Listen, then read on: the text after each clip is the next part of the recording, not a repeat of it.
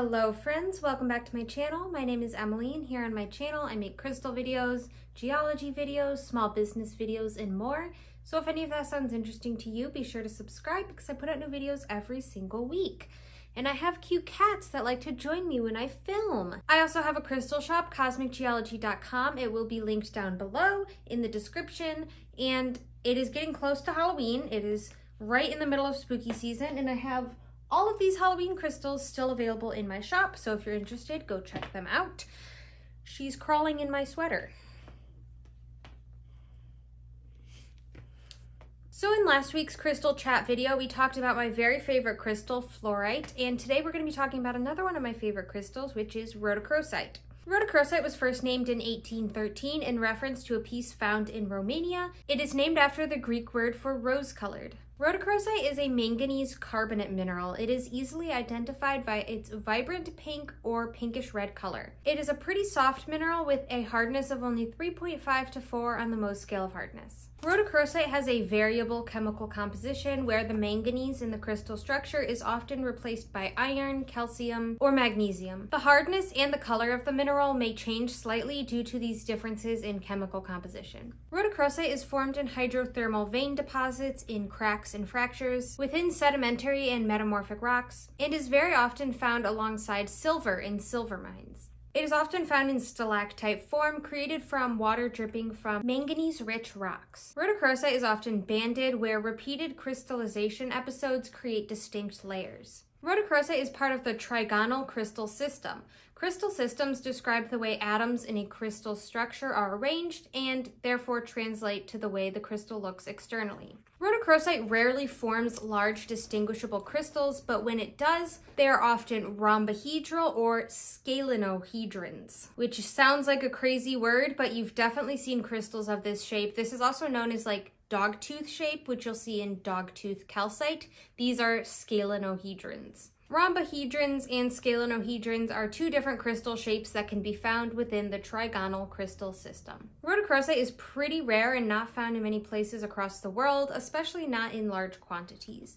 The majority of rhodochrosite on the market is from Argentina and Peru. It can also be found in Mexico, China, South Africa, Russia, and Japan. Rhodochrosite is also found in the US, in Montana, and Colorado, and rhodochrosite is actually the state mineral of Colorado. The largest crystal of rhodochrosite ever found was actually found in Colorado. It is named the Alma King rhodochrosite after its discovery in Alma, Colorado. It was discovered in 1992 and it is 15 centimeters across. Rhodochrosite is a relatively soft mineral with a 3.5 to 4 hardness, so be careful when wearing it as jewelry or keeping it alongside other crystals that could scratch it. It shouldn't be left in water for long periods of time as it may damage the stone.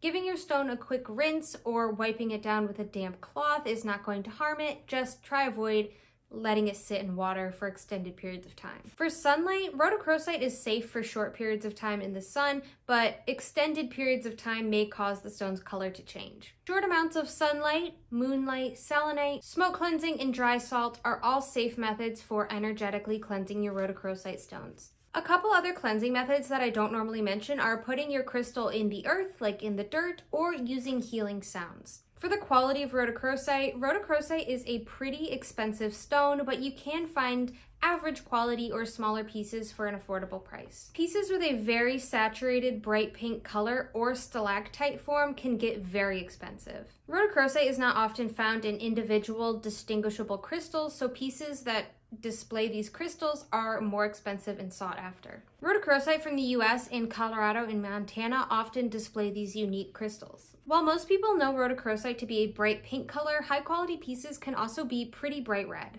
Gel rhodochrosite is the name for rhodochrosite that has an excellent, vibrant color, it's translucent, and has few, if any, inclusions. Gel rhodochrosite is rare and hard to find, therefore it's going to be very expensive. Lower quality rhodochrosite is often mistaken for rhodonite. Lower quality pieces have a less saturated pink color with a lot more gray, white, or tan inclusions. Because rhodochrosite is a soft mineral and can break easily or form with little cracks in it, it is often reconstituted. We talked about reconstitution in my malachite video, but basically reconstitution is where small pieces or dust of the crystal are combined with resin to fill in gaps within the stone. This is pretty common with softer stones that break easily or crystals that just naturally form with gaps. Sometimes this process is really subtle, but sometimes it just looks like a bunch of little pieces glued together and it doesn't look very good. Here's a piece of rhodochrosite that I got in a batch for my shop about a year ago. I got 2 of these pieces within the batch that really stood out to me because they looked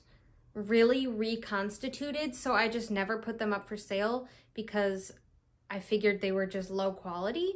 But after doing some research on pictures of rhodochrosite, I'm not 100% sure actually that these are reconstituted. As you can see, it looks like just a bunch of little pieces of rhodochrosite glued together. But upon closer look, it looks like the pieces are really growing around each other. Like it looks like it really formed that way. And I did see a couple other photos of slices of rhodochrosite that looked just like this. So I'm wondering if it can naturally form like this. I do know for sure that these little tan spots within the stone are little reconstituted spots. It clearly looks like it was filled in with some sort of like resin, looks like cement. But even if these pieces did naturally grow like this, these aren't super high quality and I was not thrilled with the way they looked. So I never put them up for sale in my shop. But honestly, if anyone wants one of these 2 rhodochrosite pieces, if you place an order in my shop, use code YouTube for a discount at checkout. And I'll pick some people who use code YouTube at checkout to get these 2 rhodochrosite towers for free if you would like them. Be sure to use the discount code YouTube so I know that you came from this video and want to potentially receive a rhodochrosite tower. And I do only have 2 of those lower quality rhodochrosite towers, so if more than 2 people place an order with discount code YouTube, I'll send you some other freebies instead. The most common mislabeling I see for rhodochrosite is a variety of calcite being called rhodochrosite. This calcite is often called pork stone, and while rhodochrosite is known for looking like bacon sometimes, rhodochrosite and pork stone are not the same thing. While calcite and rhodochrosite are very, very similar, pork stone and rhodochrosite are just not the same. Usually these pork stone crystals are much more red, reddish brown, tan colored than genuine pink rhodochrosite. Pork stone is also significantly cheaper than genuine rhodochrosite. Rhodochrosite is also very often mistaken for rhodonite. Rhodonite can look similar to rhodochrosite, and they both get their beautiful pink color from manganese inclusions, but they are not the same mineral. Most commonly, I see Peruvian rhodonite labeled as rhodochrosite, even by reputable shops and the suppliers themselves. Peruvian rhodonite is really light colored compared to average rhodonite, and it can look pretty similar to rhodochrosite. The biggest difference is that this variety of rhodonite has black inclusions, which usually show as splotchy or little specks, whereas rhodochrosite is almost always banded and has more tan and white inclusions. When doing a scratch test, rhodonite will be harder than rhodochrosite. Rhodonite has a hardness of 5.5 to 6. Similar to rhodonite is rhodolite, which is also not rhodochrosite. And to make things more confusing, rhodolite is actually a type of garnet. And very rarely, rhodochrosite is recreated with resin or plastic. This fake rhodochrosite looks very similar to the fake malachite, and it's probably made from the same material. I haven't seen this fake material very much aside from cabochons, beads, or small carvings. You can tell this material is fake because it's very vibrant pink with no inclusions, and it's going to be way cheaper than a genuine piece of vibrant pink rhodochrosite. It's also very flat and dull looking.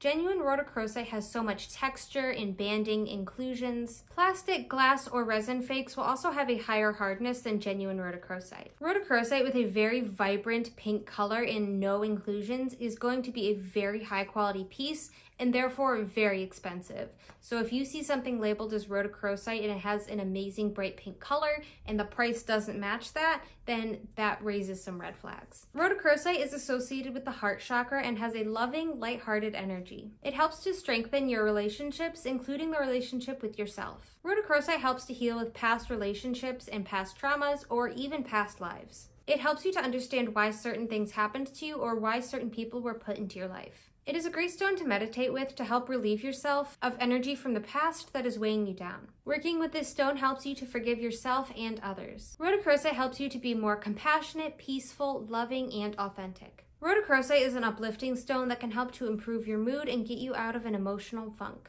Rhodochrosite helps to open your mind to see more perspectives, which allows you to have more compassion for other people. It also promotes self-love and acceptance, which helps you be less hard on yourself. This is a great stone to work with when you're trying to call new love into your life, especially a soulmate connection. Soulmates don't always have to be romantic relationships. This can help you call in new friendships or even repair relationships with family members. It helps us with giving and receiving love and improves our relationships. Rhodochrosite helps us to do the necessary emotional healing that is required to have the relationships we desire. So that's all I have for you today about rhodochrosite. I hope you enjoyed this video and maybe learned something new.